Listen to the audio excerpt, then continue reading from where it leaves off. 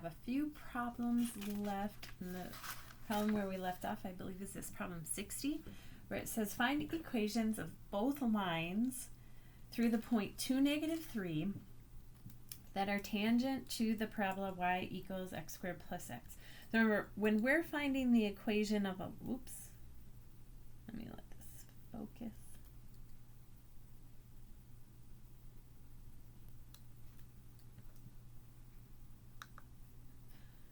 When we're finding the equation of a line, we need, so equations of lines, we need a point and a slope.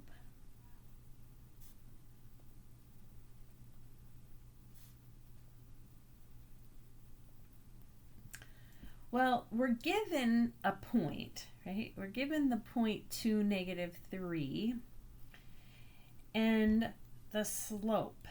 Well, when they talk about the slope of a tangent line, remember what gives us the slope? Well, the derivative gives us the slope.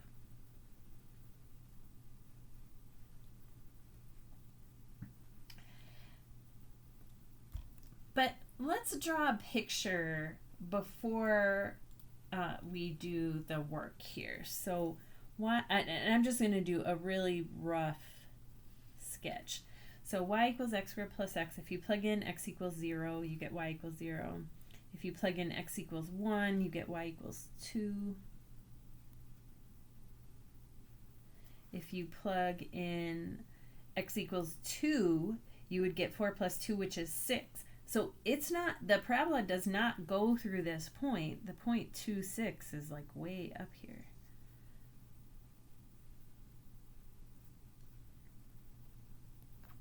If I plug in -1, I would get 1 plus -1 or 0. If I plug in -2, I get 4 plus -2, which is 2. Okay, so the parabola looks something like this.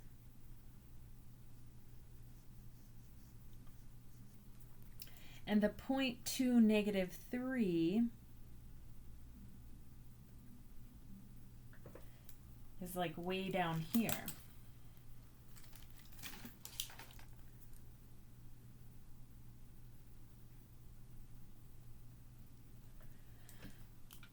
So the derivative gives the slope of the tangent line at a point on the curve. This point is not on the curve, so I can't find the derivative and plug in this point because this point isn't even on there. So before I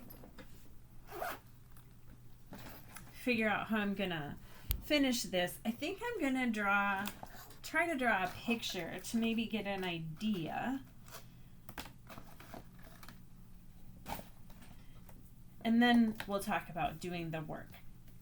So think about if this is the point and I want to be tangent to the curve, I can kind of move my straight edge. So it looks like there will be one somewhere around here. That line goes through the point 2, -3 and is tangent to the graph. It looks like right there, but my graph isn't perfect, right? And then they say both lines, so that means there's going to be another one. And you know that this parabola is going to get steeper and steeper. So there's probably, I don't see it yet on my graph, and it looks like I'm going to kind of make it go off the paper. But I think there's going to be another one like over here somewhere. So there's one that's going to be really steep, positive slope, not quite vertical. I tried to make it go a little bit to the side, but over there. So let's first, I know I am going to need to use the derivative at some point. So let's go ahead and find the derivative. Well, it's easy enough to find this derivative. So y prime equals, so the power comes out in front, 2x to the first, or just 2x plus, and then the derivative of x is 1. So there's the derivative, but we don't know the point of tangency. So I'm just going to say let AB be a point of tangency. We know there are two of them, right? Because there are two tangent lines. So the 2 points will be different. There's one over here and one over there. And I don't know what the coordinates are, so I'm just going to call it AB. And so then what would the slope of the tangent line be at that point? Well, remember we just plug in the x coordinate of the point to the derivative. So we would have 2a plus 1. So there's using the derivative. So that's the slope using derivative.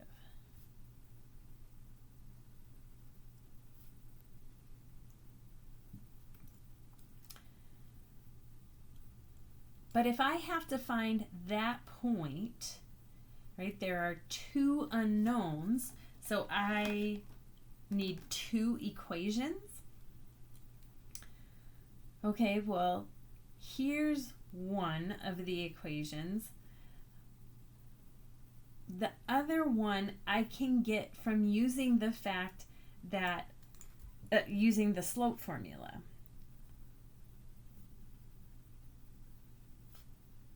So the line goes through the points. We have 2 points that the line goes through, right?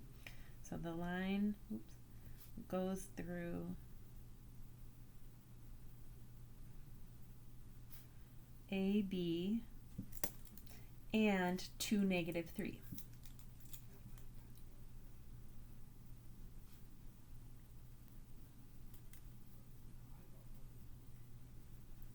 So let's just use the slope formula with that.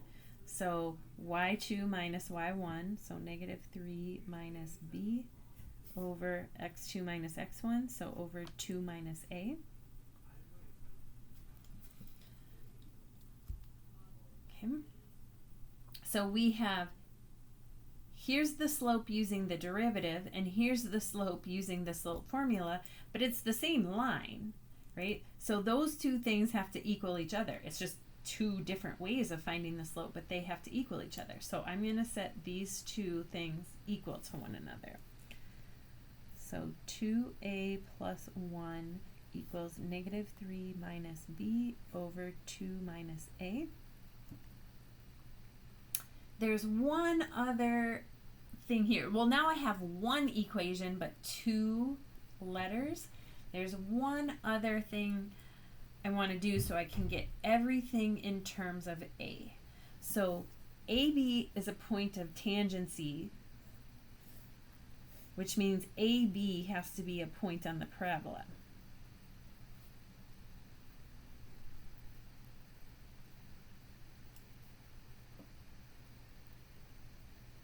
And the parabola is given by y equals x squared plus x. But if this is a point on the parabola, then that means this point works in the equation, right? So a goes in for x, b goes in for y. So b equals a squared plus a. So I can substitute this in for the b, and then I will only have one letter in my equation, and we'll be able to solve for that letter. So I'll go ahead and do that right now.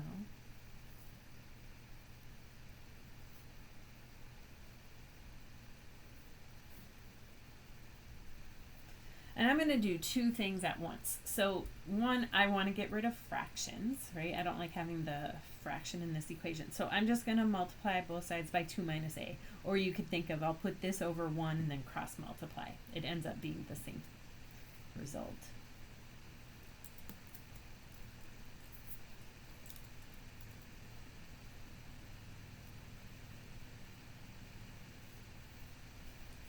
Okay, so on the right-hand side, I'm going to do FOIL. On the left-hand side, I'm going to do FOIL, and on the right-hand side, I'm going to distribute the negative. Okay, so if I do FOIL over here, I get 4a plus 2 minus 2a squared minus a. And on the right, I have -3 minus a squared minus a.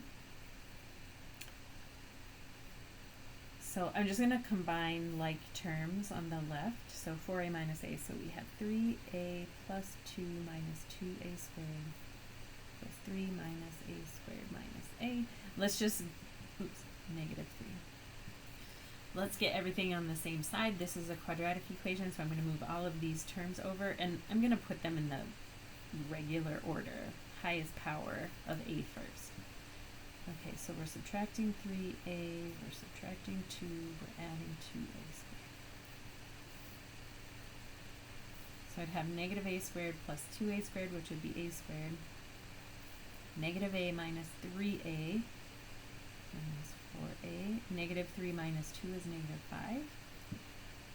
And then this is something we can factor. Minus 5a plus 1. And then two things multiplied together equals 0, so the first thing is 0, or the second thing is 0. So we get a equals 5, or a equals negative 1. Okay. So now we can find the points of tangency, and then we still have to find the slopes and then plug everything into y equals mx plus b. So let's see, if a is 5, then b is 25 plus 5, which is 30. So that's one of the points, 530. And if a is negative 1, then b is 1 plus negative 1, which is 0. So the point is negative 1, 0. That is the one that it looked like it was the point on my graph. It's just this other one was too far off, but it makes sense that it's way up at 30. Right? So these are my 2 points. Let's find the slopes for these 2 points. And the slope is 2a plus 1. So if a is 5, then the slope would be 11. And if a is negative 1, the slope is negative 2 plus 1, which would be negative 1. So now we can find the equations of the tangent line. So for the point 530, I'm looking at y equals mx plus b. The y is 30. The m is 11. The x is 5. The b is what I'm trying to find. So subtract 55 from both sides and you get b equals negative 25. So the equation of the line, which is what we were asked to find, is y equals 11x minus 25. So there's one of them. And then the other. For negative 1, 0.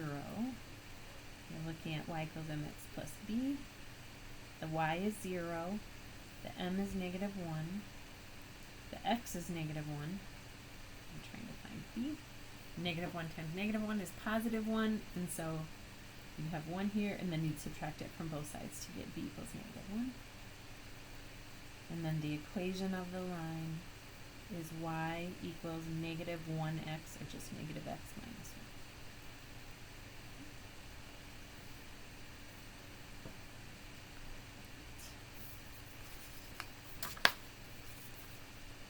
Problem 58.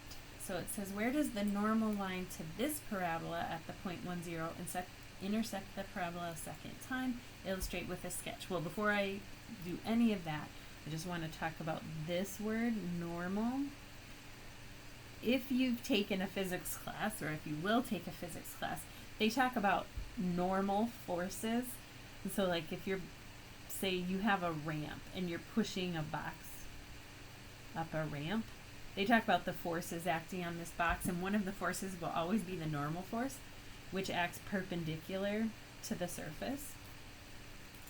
And so that's really just what normal means, perpendicular. The other word that they'll use to mean perpendicular is orthogonal. We'll see that later in the semester. They'll use it also in Calculus 3 if you go on to that class. Okay, so first I'm going to graph the parabola. So if I plug in 0, I get 0. If I plug in 1, I get 1 minus 1, which is 0. If I plug in 2, I get 2 minus 4, which is negative 2. If I plug in negative 1, I get negative 1 minus 1, which is negative 2. Okay, so it looks something like this.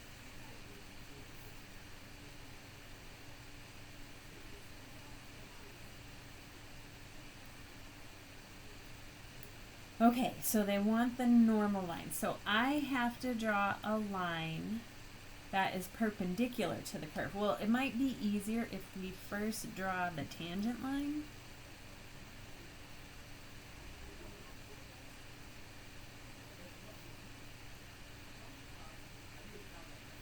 Okay, and then I want to draw a line that's perpendicular to that. So make a 90-degree angle with that line.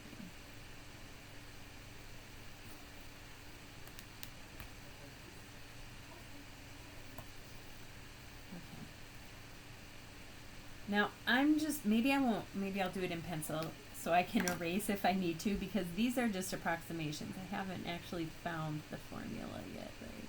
This is kind of my guess for what it should look like. I may have to change it later.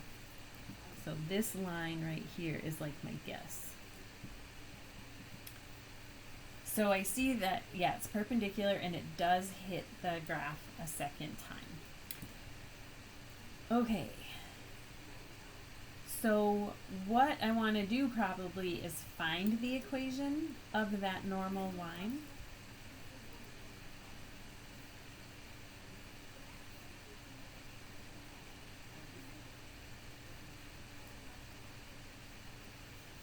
Okay, well think about, what does perpendicular mean, right? Perpendicular, if two lines are perpendicular, their slopes are negative reciprocals of one another. So the normal line, the slope of the normal line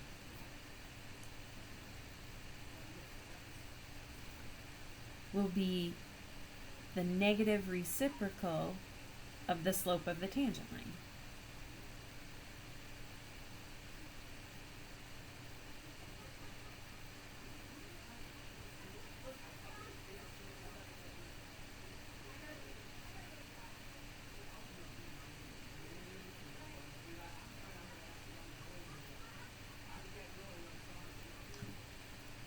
Okay, so let's find the slope of the tangent line, remember, which is given by what?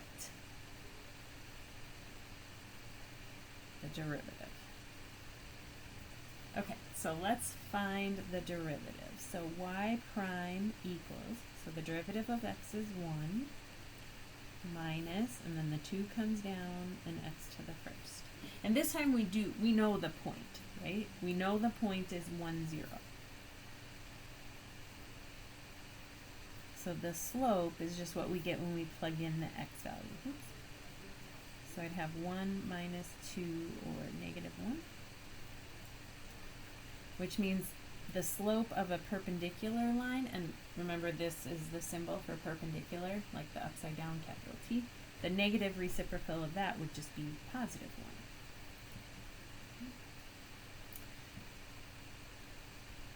And so we want the line with, so the normal line goes through 1, 0.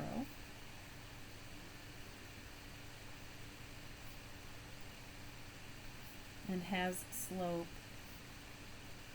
1. So if I plug everything into y equals mx plus b, the y is 0, the m is 1, the x is 1, the b is what I'm trying to find. So b is negative 1. So you can see my graph is a little bit off. My tangent line didn't quite go through negative 1. Or not my tangent line, my normal line didn't quite go through negative 1. So my picture is a little bit off from the correct guess. So it's y equals 1x minus 1 is the equation. So we have these two graphs. So we're trying to find where the parabola y equals x minus x squared and y equals x minus 1 intersect. Whenever two graphs intersect, you have two ways of finding that point, either substitution or elimination. And this is really substitution. So it's like I'm taking this expression for y and plugging it in for that y. So basically you're just setting the two right-hand sides equal to one another. So x minus x squared equals x minus 1. And I would get everything on the same side. So I'll subtract x, add x squared.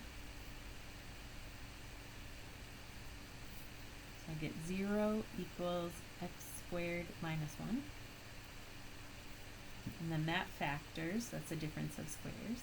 X plus 1, x minus 1. So the first one gives me x equals negative 1. Second one gives me x equals positive 1. And so then we just have to find y. And you can use either of these two equations, right? So if x equals negative 1, y equals negative 2. And if x equals 1, y equals 0. But that wasn't where they intersected. Oops, sorry.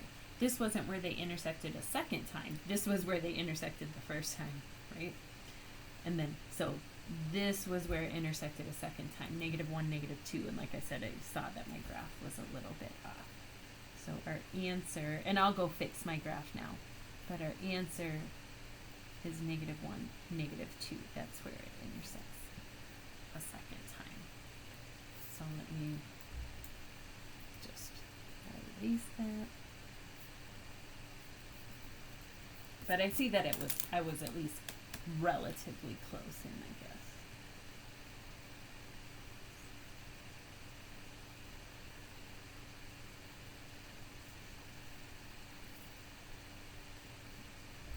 And then I could probably fix my tangent line too, because my tangent line should have slope negative 1, which means it should go through here.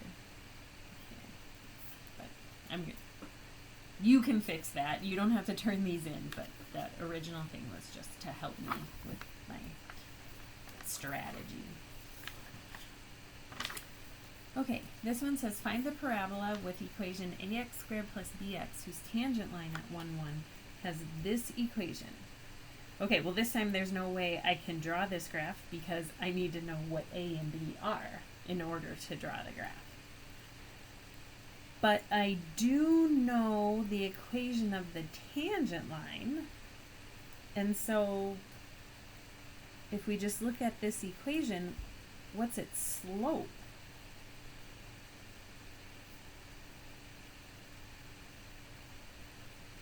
What's the number in front of x? So the slope is 3, and remember the derivative gives us the slope of the tangent line.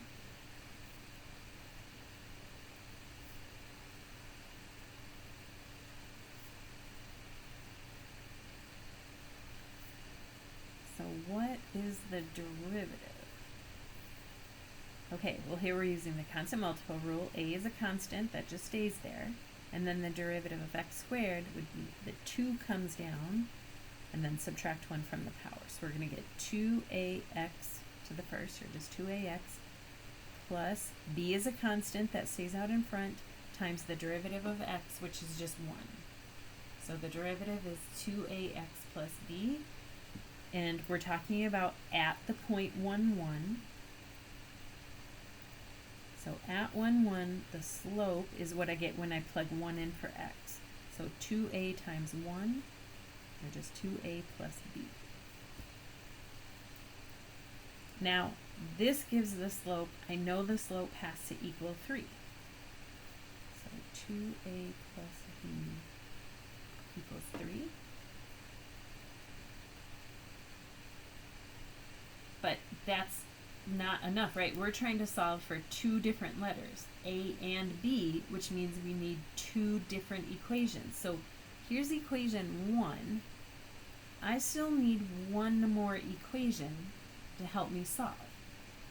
And what I need to use is that this point is, it's tangent to the graph at that point. So that means 1, 1 is on the parabola, which means 1, 1 works in the equation of the parabola. So we can plug 1, 1 into the equation. So we get 1 for y and 1 for x. So a times 1 squared would just be a, plus b times 1, which would just be b. So there is our second equation. And so now we can use either substitution or elimination. I think in this equation, I'll just solve for b. So I would do that just by subtracting a from both sides. So I get b equals 1 minus a. And then I'm going to plug this in to equation 1, where there was a b. And then that equation will only have a's in it. So equation 1 becomes 2a plus, and then in place of b, I have 1 minus a equals 3. So combine like terms, subtract 1 from both sides. So 2a minus a is just a equals 2. And if a is 2, then b is 1 minus 2, or negative 1. And that's what we needed to find. So the parabola is y equals a is 2x squared plus negative 1 times x, so minus x. So that should be it, but I think I might check quick. So 1, 1 is definitely a point on the graph, 2 times 1 minus 1. And then the derivative, y prime, would be, well, the 2 is a constant that stays there. And then the derivative of x squared is 2x minus 1. So that would be 4x minus 1. And when you plug in, right, we're at the point 1, 1. So if you plug in the x value of the point, you get 4 times 1 minus 1, or 3. So the slope is 3. And then you can do the rest of it to make sure that's right. But the point works and we have the right slope. Okay, so this is the equation of the parabola. All right, last one, 68, says at what numbers is the following function g differentiable? Give a formula for g prime and sketch the graphs of both of them. And I don't know why the y-axis disappeared here.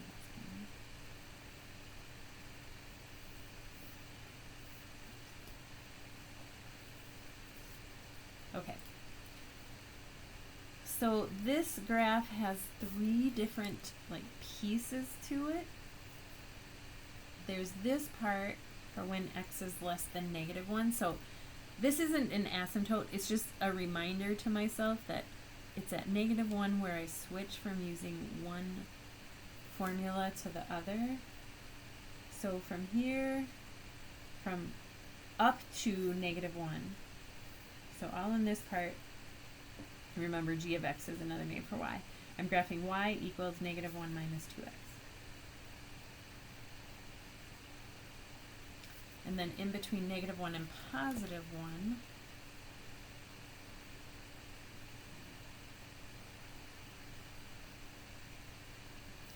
I'm using this formula, y equals x squared.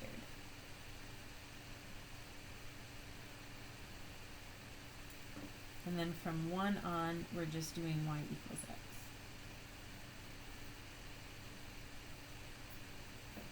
Okay. So I'm just going to graph g first because we have all the information we need to graph it.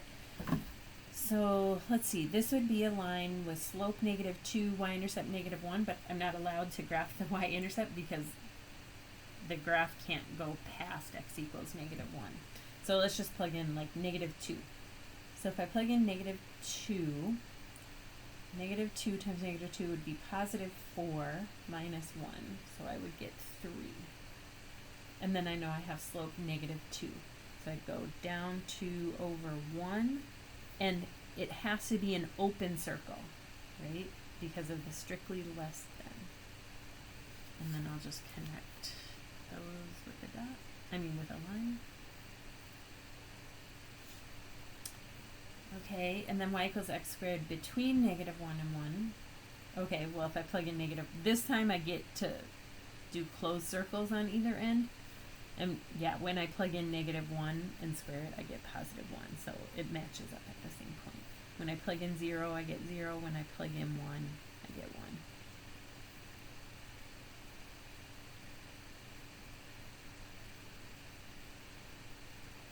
And then from here on, it's y equals x. And if I plug in 2, for example, if I plug in x equals 2, then y equals 2. 3, 3, 4, 4, etc. And it would go to 1, 1. If those didn't match up, I would have to put an open circle here, but I already have the closed circle here. Okay, so there's the graph of G. So I just did that in pencil. We'll find G prime, and then I'll graph G prime in a different color.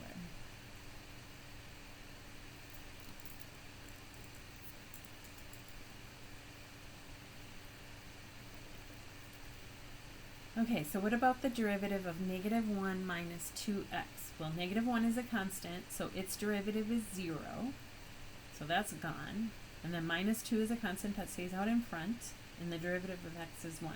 So just negative 2. Okay, what about the middle piece? So the derivative of x squared is 2x. And then the derivative of x is 1. Now this is kind of the tricky part that a lot of people miss. So I'm going to start out using strictly less than signs everywhere, even though these two have less than or equal to. And I'll explain why once I get everything written. And then x greater than. And this comes actually from section 2.8. Remember, you can have a function like defined at a point, but the derivative doesn't exist there, right? At this point, the function is defined,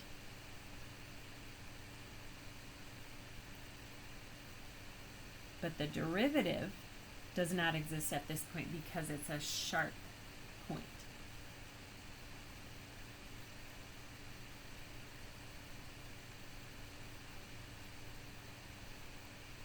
So either derivative is undefined or does not exist. So just because the graph is filled in at a circle doesn't mean the derivative exists there. So that's why we have to make sure that there's no sudden change in the derivative. Right? So that's why everything is less than. And now we'll go figure out if I should put equal signs back under these two or not. And remember, the derivative is defined in terms of limits. So first, I will graph these 3 different pieces and just use all open circles, and then if we need to, we'll fill them in. So the graph of G prime is going to be in orange. So if x is less than negative 1, then we're graphing G prime equals 2. And this is like, when we're graphing it, this is like our new y. So we would just be graphing for the derivative, y equals negative 2. So it's just a horizontal line.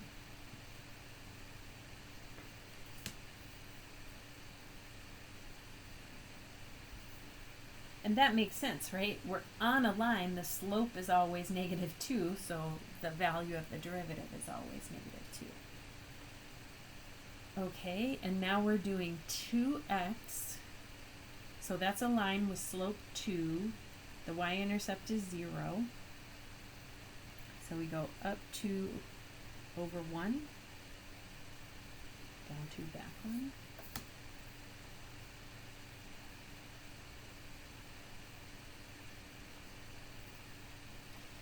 And then what about for x greater than 1? Then we're just, the value is always 1.